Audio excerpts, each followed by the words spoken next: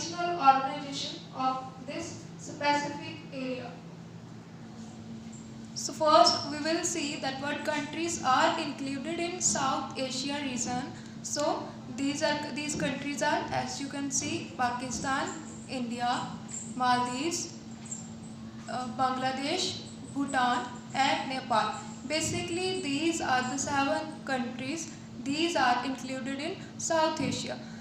As you can see that Afghanistan, China and Myanmar are also shares their territory with India and are the neighboring countries of India, but these 3 countries are not included in South Asia region. Sometimes you may find that Asia is also included in the South Asia, but this country is not includes in South Asia, as this country includes in the West Asia. And next we will discuss the political system of this region. That means now we will see that in which country what type of political system is there. So here I would like to add one point, that if you learn these countries in pairs, then it will be easier to you to learn and remember that these countries. So first pair is of India and Sri Lanka, second pair is of Pakistan and Bangladesh, third pair is of Nepal and Bhutan, and we will discuss the political system of Maldives separately. First, we will discuss the political system of India and Sri Lanka. So, in both of these countries have democratic form of government since their independence. Second pair is Pakistan and Bangladesh. As you know that till 1971, Bangladesh was a part of Pakistan, and in 1971 it emerged as an independent state and became Bangladesh. So still 1971 Bangladesh was known as East Pakistan.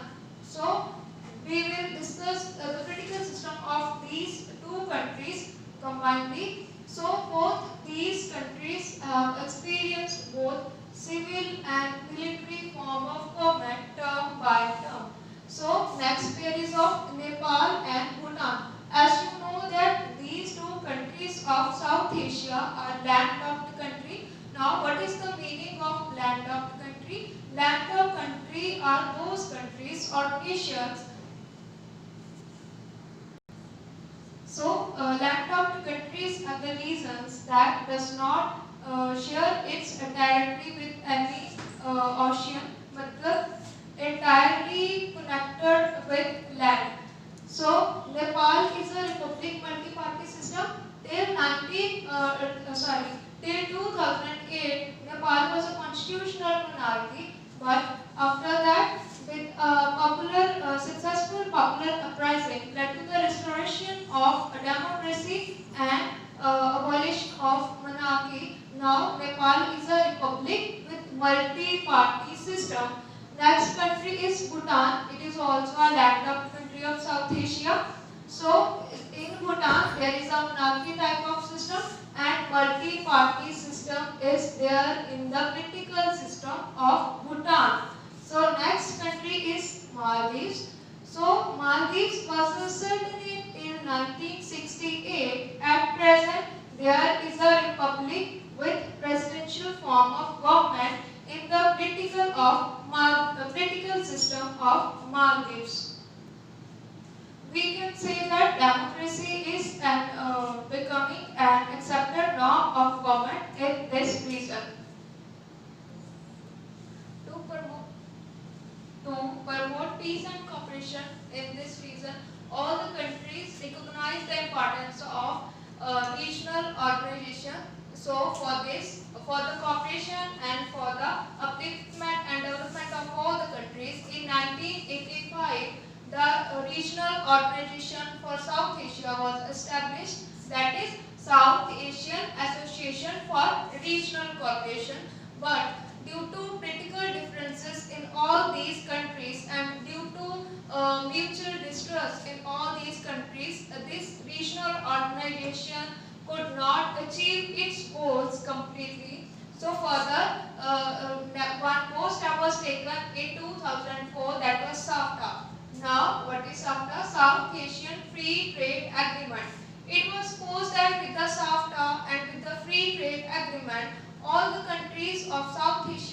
come closer for the free trade agreement and for the economic development of all these countries, but also this step is also failed due to political distress and differences of all these countries, because some of the neighbors was fear that this is the way in which India uses to invade in these countries. In this way invade India socially and economically, interfere in their country. So it was signed in 2004 and it was implemented in 2006. So as I told you earlier that this step was also could not achieve its success due to political differences and mutual distrust of all these countries. So we can say that mutual distrust and the political differences is a basic point that the South Asian regional organization could not achieve its goals, and these countries could not come closer. I hope you all will enjoy the lecture. Thank you for watching.